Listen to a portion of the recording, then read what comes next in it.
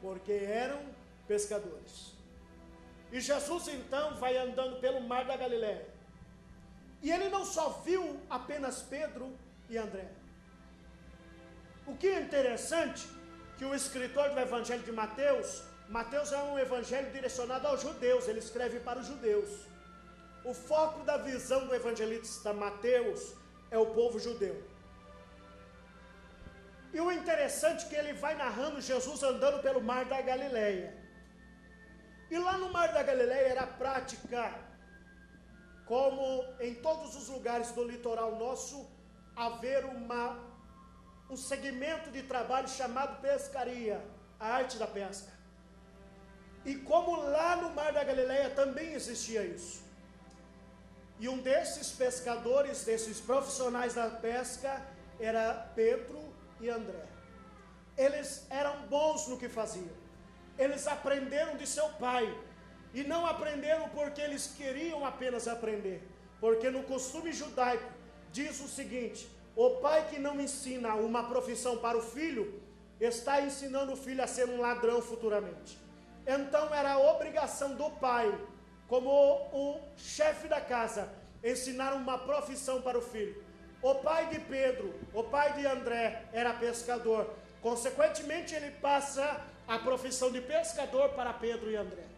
E Pedro e André vai crescendo desde pequeno, vai crescendo a sua estatura, tomando forma de homem, desde pequeno acompanhando seu pai, vendo seu pai ensinando como se pesca um peixe, como se faz para arremessar a rede, como se faz para arrastar a rede, qual é a época boa da pescaria. E não só isso, o pai também tinha que ensinar para os filhos a respeito da maré, do mar da Galileia. Ele tinha que puxar, porque ele era experiente nisso, e falar: meus filhos, o mar da Galileia tem vez que ele passa por algumas mudanças. O mar da Galileia tem vez que vem um vento de alguma direção e pode vir uma onda forte, e se ela bater do lado do barco, o barco tomba, o barco vai a naufrágio, vai a pique. Então o pai ensinou todas essas situações de mar e de pescaria para Pedro e André, seus filhos. E eles cresceram muito ensinados na arte da pesca. Eram pescadores habilidosos. De repente, um homem chamado Jesus, que surge na história do povo judeu. Ele surge na história, mas não como mero acaso. Porque Paulo, depois de alguns anos, ele vai escrever, dizendo assim, que Jesus veio na plenitude dos tempos. Quando Paulo diz isso, está dizendo que Jesus veio no momento certo, na hora certa, quando tudo estava apontado para o surgimento do Messias, do Cristo. Na plenitude dos tempos, surge um homem, e o nome dele, Jesus. Alguns os apelidavam de Jesus de Nazaré, alguns o chamavam de Jesus, filho de Davi, alguns chamavam ele de Nazareno, alguns chamavam ele de Belém, que nasceu em Belém, e assim por diante. Outros diziam que ele era um beberrão, alguns diziam que ele tinha demônios, alguns diziam que ele fazia coisas ilícitas, porque curava no sábado, porque ressuscitava. Alguns diziam, tinha sua particularidade a respeito de quem era Jesus. Mas Jesus surge e ele vai andando pelo mar da Galileia.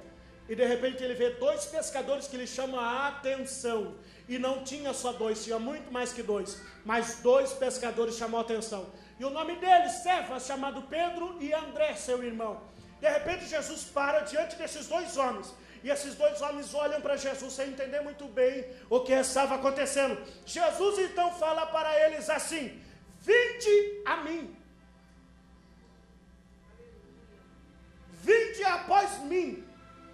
E eu vos farei pescadores de homens. Meu Jesus, que coisa espantosa. Tem hora que a gente passa os olhos na Bíblia e não olha as entrelinhas, o que está por detrás do texto. E é isso que é lindo, porque é isso que se torna a iluminação do Espírito Santo. Ele ilumina a nossa mente para entendermos o que está acontecendo por detrás do texto. As coisas que talvez nós não prestamos atenção quando estamos lendo. Jesus chega para 2 homens experientes, habilidosos na pesca. E ele chega, de repente, surgindo na história e diz assim: vinde após mim. Segue eu.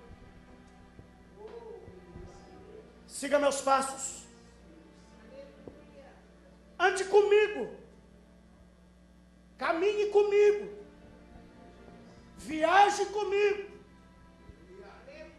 E de repente Jesus fala: eu vos farei pescadores de peixe, de homens. Porque peixes eles sabiam, não sabiam o que era pescar homem, mas peixes eles sabiam e muito bem. Muito bem. Homens eles não sabiam. Mas Jesus apresenta-se a ele e diz assim: eu me chamo Jesus, tudo bom? Olha só, eu nasci lá em Nazaré. Na realidade eu nasci em Belém, mas meus pais eram de Nazaré. Eu estou surgindo aí, estou chamando umas pessoas para vir comigo. Você quer vir comigo? Eu vou lhe apresentar. Olha, esse é o meu ministério, eu tenho isso para você. Eu vou lhe oferecer isso, vai ser assim, assim. Jesus fez isso, meu irmão? Jesus chega para ele e o texto não fala. É claro que o escritor ele vai no foco da sua visão, do seu entendimento, para quem ele estava escrevendo. É claro, mas veja só, o escritor é objetivo. Mas veja só, chega Jesus andando no mar, vê 2 pescadores e ele para e diz assim: vinde após mim. Mas quem é você? Qual é o seu nome? Da onde você veio? Para onde você vai me levar? O que você tem para me oferecer? Qual é a segurança que você me dá? Eu vou deixar a segurança da pescaria, a segurança dos resultados da pesca, a segurança do mar da Galileia para te seguir? O que você vai me apresentar? O que você vai me oferecer? Qual é os resultados que eu terei em te seguir? E eu não vejo nenhum comentário sendo tecido a respeito disso. E Jesus fala: vinde após mim, que eu vos farei pescadores de homens. E o que é pescar homens?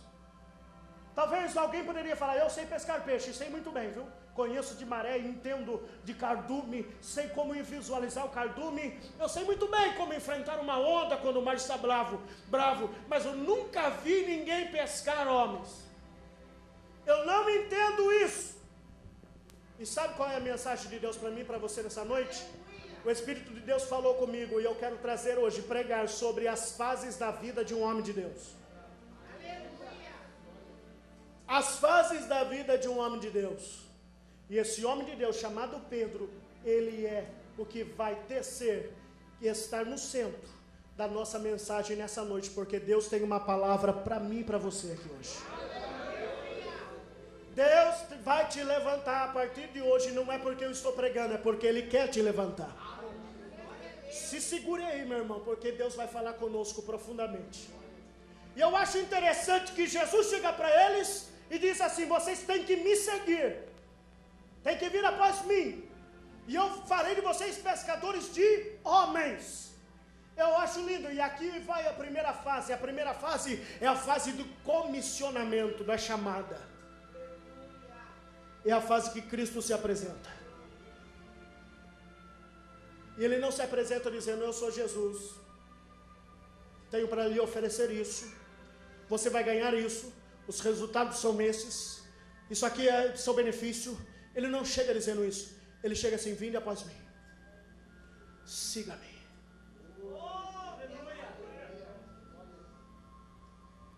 E eu vou lhe falar uma coisa: toda chamada tem 2 fases. A chamada tem 2 fases. A primeira dela é quando ele se apresenta e chama.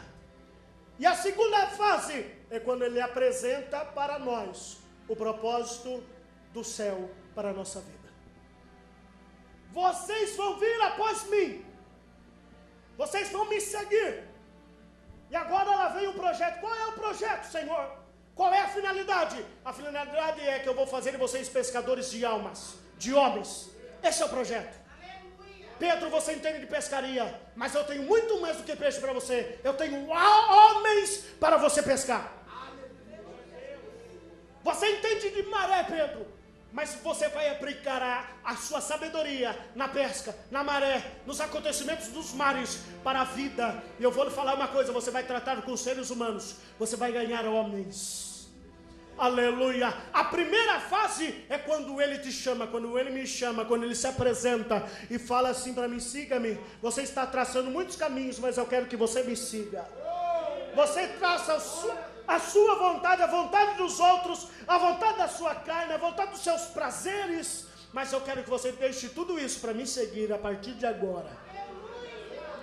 E o que é que eu vou fazer? E ele vem e fala assim: eu vou fazer de você, aleluia, o ministro da palavra, aleluia. E eu virei para o irmão mais velho e disse: que negócio é esse de ministro? Porque ministro para mim só em Brasília. O irmão falou: não, Deus vai fazer de você um pregador. Eu falei: entendi. Eu não sabia que era pescar homens. Entendia de algumas coisas, pescar homens não. Mas de repente alguém me ensinou o que era pescar homens. Se prepara. Deus tem um projeto arquitetado para a sua vida. E o nome de Jesus vai ser glorificado. E o nome do Senhor vai ser glorificado. Oh Pedro, eu estou diante de muitos Pedros aqui hoje. E ele estava lavando as redes.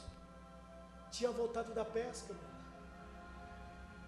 Eu não sei qual era a mente dele, mas eu posso conjecturar. Que dia cansativo. Que dia exaustivo. Quantos peixes nós pescamos? Vamos cuidar da rede. Porque na realidade a rede nem nossa é, a rede é do nosso Pai. E eu vou profetizar aqui agora. Está cheio de gente aqui nessa noite cuidando da rede que não é sua. Está cheio de gente aqui pastoreando a ovelha que é do seu sogro. Está cheio de gente aqui lavando a rede com cuidado, mas não é sua. Você não tem nenhum poder sobre isso. Você está fazendo para alguém. Se prepare, porque vai mudar a história da sua vida. E você não vai cuidar do que é dos outros. Você não vai lavar a rede dos outros. Você não vai pastorear as ovelhas dos outros. Deus vai lhe dar ovelhas próprias. Deus vai lhe dar redes próprias. Deus vai lhe dar negócios próprios. Deus vai lhe dar condições próprias, não para caminhar na sombra de alguém, mas para caminhar na sombra do Onipotente. Aleluia!